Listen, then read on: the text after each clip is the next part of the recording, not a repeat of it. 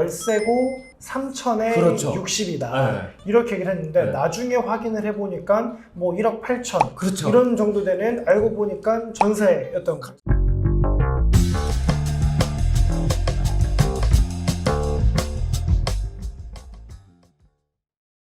네, 요즘 깡통 전세가 굉장히 사회적으로 이슈를 끌고 있는데요. 깡통 전세 상담 되게 많이 들어오잖아요. 그렇죠. 예, 기본적으로 좀 깡통 전세가 뭔지 좀 간단하게 설명을 해주시겠어요?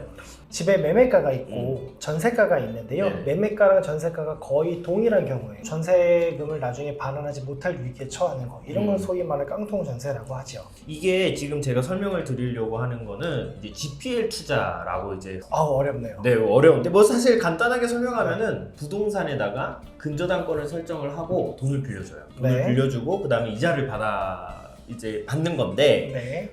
여기서 이제 이자를 지급하지 않으면 근저당권을 설정해놨으니까 경매에 넘겨가지고서는 돈을 회수를 하면 되겠죠. 사실 어떻게 보면은 처음에 권리 분석을 잘 해서 들어가면 근저당권을 잡아놓기 때문에 좀 안전한 투자다라고 네, 생각을 그쵸. 할 수가 있어요. 구체적인 예를 한번 들어보면은 실거래가가 2억 원 정도 되는 거고 여기에 보증금 3천만 원에 월세 60만 원 정도의 어떤 임차인이 있는 거예요. 선순위 임차인이 있기 때문에 1억 7천만 원의 담보 가치가 있는 거죠. 그렇죠. 2억에서 3천 빼는 그렇죠, 거니까. 그렇죠. 네. 내가 여기다가 근저당권을 설정하고 1억을 빌려줘요. 네. 그럼 어쨌든 1억 7천 정도의 담보 가치가 있기 때문에 내가 1억을 빌려줘도 1억 원을 회수하는데 큰 뭐 문제가 없을 거라고 그쵸. 예상을 하는 거죠. 네. 그러면서 이제 서류를 검토를 하는데 확정일자 부여 현황이라는 걸 보여줘요. 거기 딱 보면은 임차인이 있고 누구고 보증금이 3천만 원이고 뭐 월세가 60만 원이고 그다음에 임대차 계약서도 보여줘요. 문제가 없다라고 생각을 그쵸. 하고 받는 사람 입장에서 그렇죠. 계약을 네. 체결을 하는데 이제 문제는 이제 이자를 안 줘서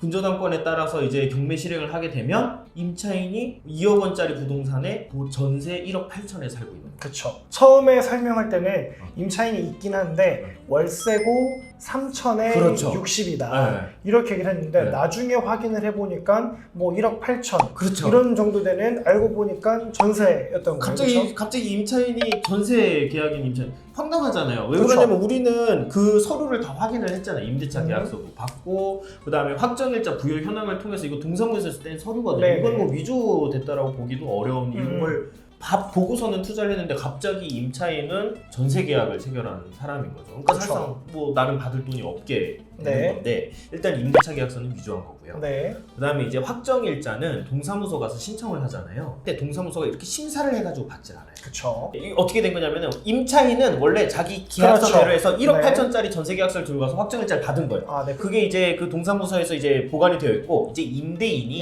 네. 계약서를 하나 위조해가지고 그렇죠. 3천짜리 임대차 계약서를 들고 가서 또 받는 거예요.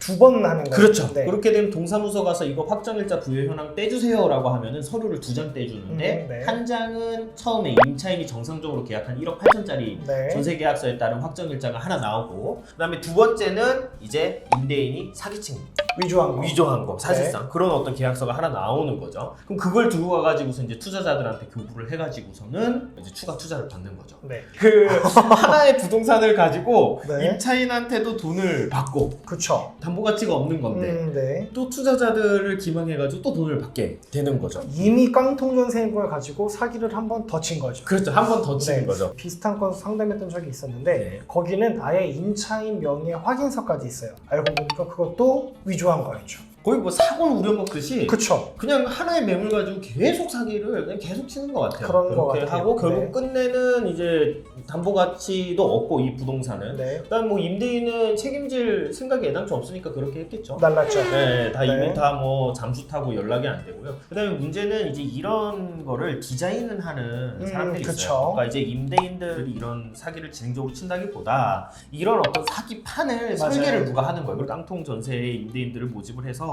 내가 시키는 대로 해서 확정일자도 받고 필요한 서류 떼줘. 그러면은 내가 투자자 끌고 올게. 수익 나누자. 이런 식으로 이제 설계를 하는 거죠. 투자자들 입장에서는 사실 그 동사무소에서 확정일자 부여 현황도 교부가 되고 하니까 알아차리기가 쉽진 않은데 맞아요. 그 서류를 좀 면밀하게 볼 필요가 있어요. 네. 그래서 그럼 이런 궁금증이 있을 것 같아요. 변호사님, 확정일자 부여 현황이 그렇게 두 개를 할 수 있는 거면은 투자자가 거기 주민센터 가가지고 확정일자 부여 현황 떼주세요라고 확인해보면 되는 거 아닌가요? 네. 라는 질문을 할 수 있을 것 같은데 어떤가요? 임대인이나 임차인의 동의 없이 개인이 임의로 발급받을 수는 없어요. 이런 투자에서 조금 더 안전하게 진행을 하고 싶다라고 하면은 확정일자 부여 현황을 발급할 수 있도록 권한을 위임받아서 임대인으로부터 서류를 발급받는 게 안전하고요. 지금 요거 관련된 문제되는 사안에서도 서류가 좀 조악해요. 네. 임대차 계약서에 특약사항도 없고 맞아요. 공인중개사 정보도 하나도 없고 뭐 임대인, 임차인 그냥 주민번호만 적혀있는 그 형식적인 계약서에 불과하고 그리고 막 막도장 찍혀있고 막 네네네. 이렇잖아요. 네. 그리고 결정적으로 뭘 보시면 되냐면 확정일자 부여 현황 날짜랑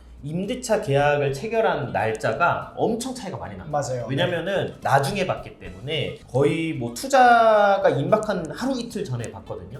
사실 임차인들은 확정일자 하루라도 빨리 받으려고 하잖아요. 그렇죠, 그렇죠. 거의 네. 보통 계약서 쓰고 바로 가잖아요. 네, 그렇죠. 네. 그래서 계약서 작성한 날짜랑 확정일자 그 신청된 날짜랑 차이가 좀 약간 크다라고 한다면은 사기. 그렇죠, 사기가 아닌가 의심해 볼만한 하다. 요즘에 이제 임대인들 분들 중에 이런 분들이 많은 것 같아요. 그러니까 이제 임차인이 있고 전세 보증금 돌려줘야 되는데 부동산 거래가 완전 차갑게 식어버리니까 그쵸. 돈은 못 돌려주겠고 자금 유동성은 막히고 맞아요. 에라이 모르겠다. 이거 이용해서 최대한 뽑을 수 있을 만큼 한번 뽑아내보자. 잘못된 인식을 가지신 분들이 조금 있는 것 같아요. 네. 오늘은 깡통 전세를 이용한 새로운 투자 사기에 대해서만 알아봤습니다. 저희가 실제로 이거 관련해서 진행하고 있는 사건도 있죠. 네. 민영사 사건 동시에 진행하고 있으니까요. 관련 피해로 입고 계신 분들 있으시면 연락 주시기 바랍니다. 감사합니다. 감사합니다.